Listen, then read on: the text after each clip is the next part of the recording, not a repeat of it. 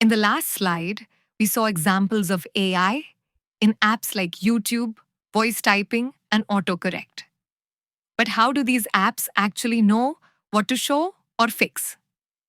Let's take a look behind the scenes. Step 1. Collecting data. Every time you watch a video, type a message, or speak into your phone, your actions are recorded as data. For example, YouTube remembers what videos you like or skip. Voice apps remember how you speak certain words. Step 2. Learning your behavior. Using that data, AI starts recognizing patterns. It learns what you enjoy, what you often type, or how you speak. This process is called behavior modeling. Basically, AI builds a profile of your habits. Step 3. Recommendations and suggestions.